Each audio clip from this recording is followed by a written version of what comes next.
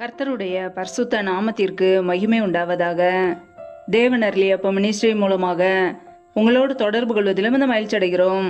இன்றைக்கும் இந்த நாளிலும் தேவன் நமக்கு கொடுக்கிற வார்த்தை ரோமர் 12:19 பிரியமானவர்களே, பழி வாங்குதல் எனக்குரியது, நானே பதில் செய்வேன் என்று கர்த்தர் சொல்கிறார் என்று எழுதியிருக்கிறபடியால் நீங்கள் பழி வாங்காமல் கோபாக்கினைக்கு இடம் கொடுங்கள். ஹல்லேலூயா.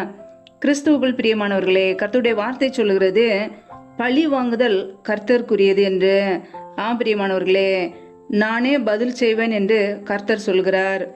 பிரியமானவர்களே, நம்முடைய வாழ்க்கையிலே மற்றவர்கள் நமக்கு விரோதமாய் தீமை செய்யும் போது நாம் பதிலுக்கு பதில் தீமை செய்யக்கூடாது. வேதம் சொல்கிறது ஒருவனுக்கும் தீமைக்கு தீமை செய்யாதிருங்கள் என்று வசனம் சொல்கிறது. பிரியமானவர்களே, நம்முடைய வாழ்க்கையிலே யாருக்கும் நாம் தீமை செய்யக்கூடாது. நம்ம யாராவது துன்பப்படுத்தினால் அவர்களை நாம் ஆசீர்வதிக்க வேண்டும்.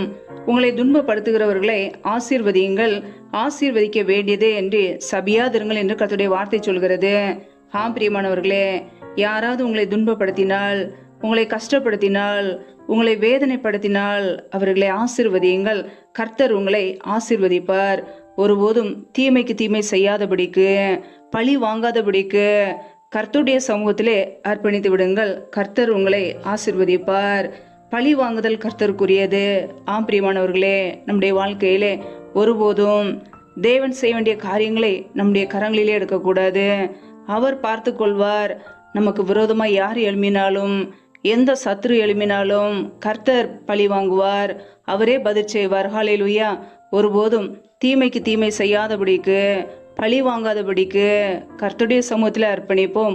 கர்த்தர் நம்முடைய குடும்பத்தை வழி நடத்துவார், நம்மை பாதுகாப்பார், நம்முடைய குடும்பங்களை ஆசீர்வதிப்பார், உயர்த்துவார். ஹல்லேலூயா. கர்த்தர் தாமே உங்களை ஆசீர்வதிப்பாராக. ஆமென். நம்மை நாமே அவருடைய சமூகத்திலே தாழ்த்தி அர்ப்பணித்து ஜெபிப்போம். ஜெபம். எங்களை அதிகமாய் நேசிக்கிற எங்கள் அன்பின் பரலோக தகப்பனே, மை துதிக்கிறோம், ஸ்தோத்திரிக்கிறோம். அப்பா, இந்த இரவு நேரத்துக்காக உடைய சமூகத்திலே வருகிறோம். இந்த நாள் முழுதும் எங்களை பாதுகாத்தீரே, அதற்காக ஸ்தோத்திரம். ஒவ்வொரு நாளும் எங்களை பத்திரமாய் பாதுகாத்து ஜீவனோடு வைத்திருக்கிறீரே, அதற்காக நன்றி. எங்களுடைய தேவைகளை சந்திக்கிறீரே, நன்றியப்பா. உண்ணவும் உடுக்கவும் தங்குவதற்கு இடம் கொடுத்து எங்களை பாதுகாக்கிறீரே, நன்றியப்பா.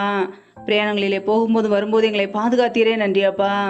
இப்பொழுது இணைந்திருக்கிற ஒவ்வொரு குடும்பங்களையும் உடைய கரங்களிலே அர்ப்பணிக்கிறோம். என் தேவன் ஆசீர்வதிங்கப்பா. இந்த இரவு நேரத்தில் இன்பமான தூக்கத்தை தாங்க. சத்துரு கொண்டு வருகிற எல்லா போராட்டங்களுக்கும், பிரச்சனைகளுக்கும், மரண பயங்களுக்கும் விலக்கி பிள்ளைகளை பாதுகாத்து கொள்ளுங்க. ஒவ்வொரு குடும்பத்திலும் அப்பத்தையும் தண்ணீரையும் ஆசீர்வதிங்க. வியாதியை உன்னிலிருந்து விலக்குவேன் என்ற வார்த்தையின் பிரகாரம் யாரெல்லாம் சரீரத்தில் பலவீனத்தோடு நோயோடு இருக்கிறார்களோ எல்லா பலவீனத்தையும் நீக்கி பிள்ளைகளை ஆசீர்வதிங்க. நம்முடைய கரங்களில்